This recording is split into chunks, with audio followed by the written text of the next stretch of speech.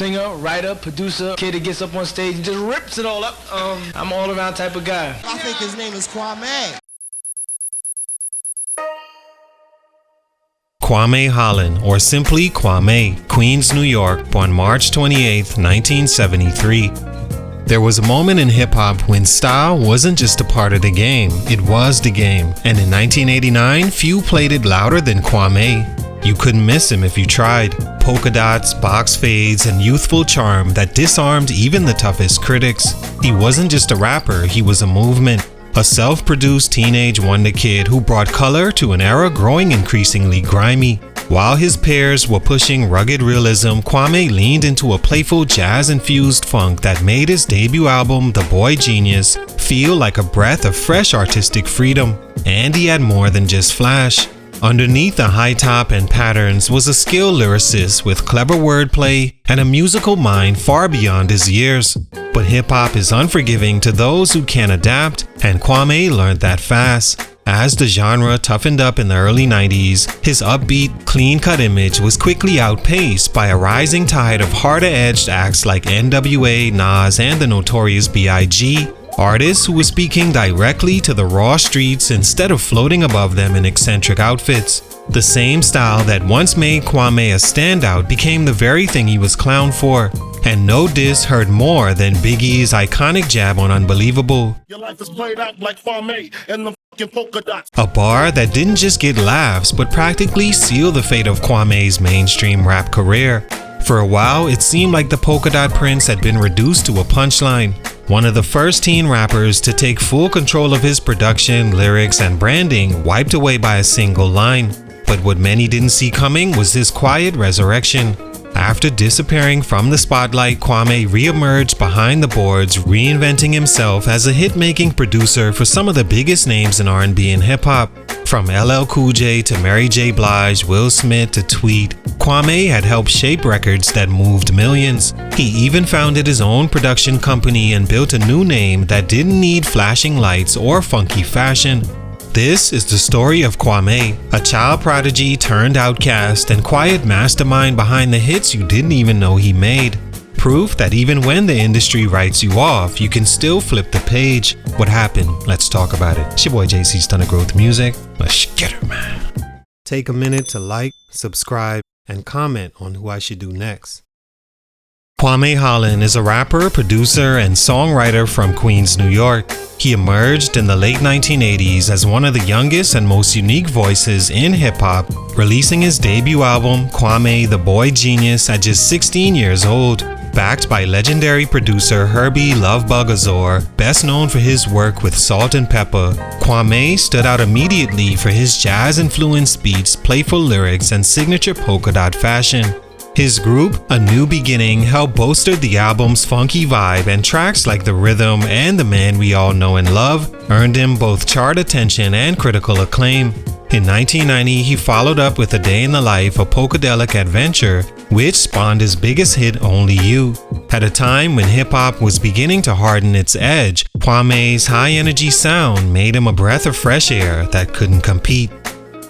Stunt number 1, outgrew the image he built too soon. When Kwame first broke through, his entire persona was a masterstroke of branding. From his signature polka dots to the upbeat tone of his music, he felt like hip-hop's answer to Prince, flamboyant, musical, and eccentric.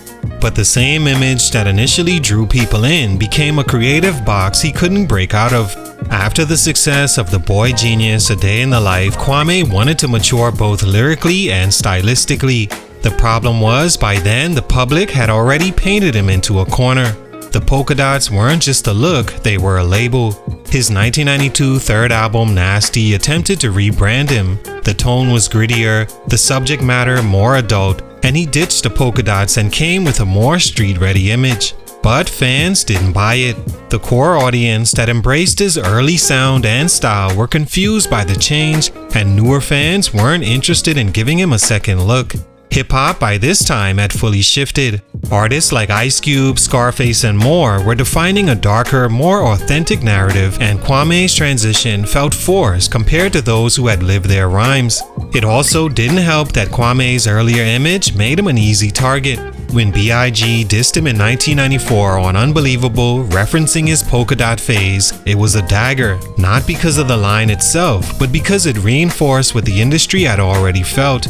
Kwame wasn't relevant anymore. He had tried to evolve, but it was too late.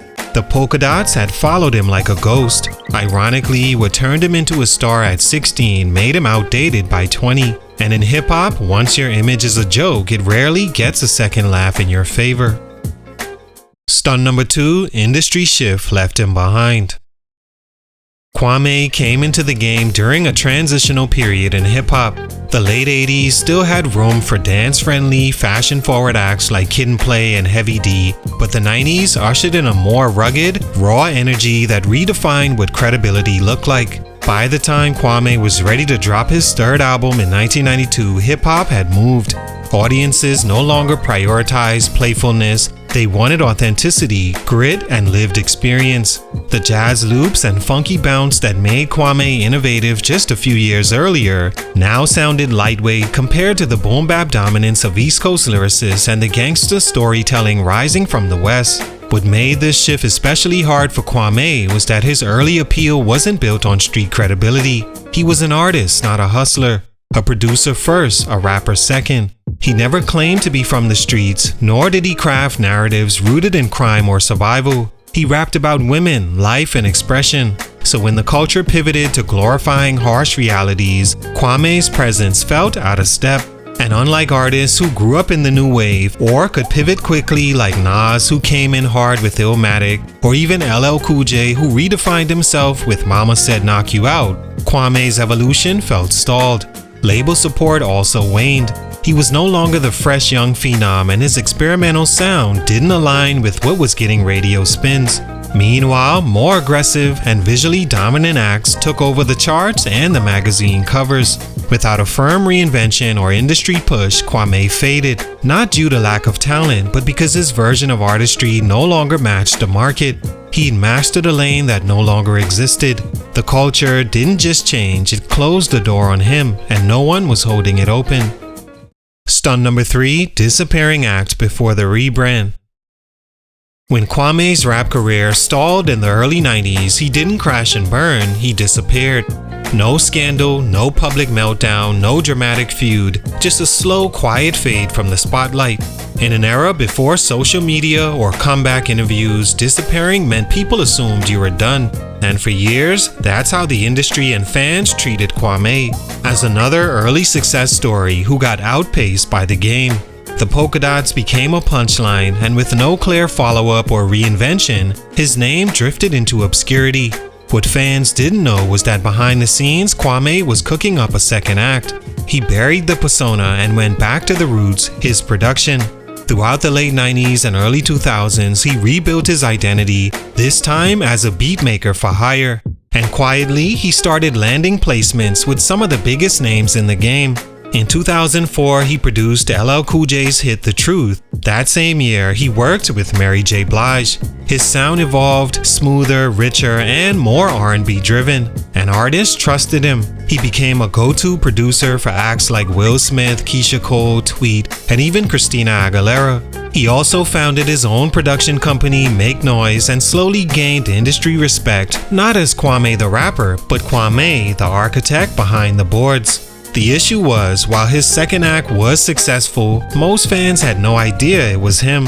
There was no major reintroduction, no viral moment linking the producer to the kid who once wore polka dots. He stayed in the shadows on purpose, and while it preserved his peace, it also kept his legacy fragmented.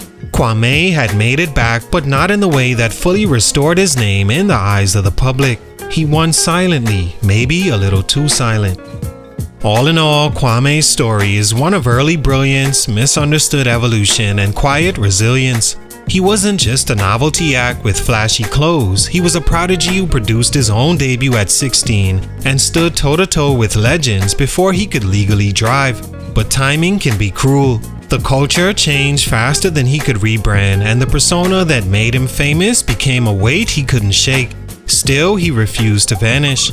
Instead of chasing a spotlight that no longer served him, he rebuilt his name in the shadows, crafting hits for others while letting his music speak louder than his image ever could.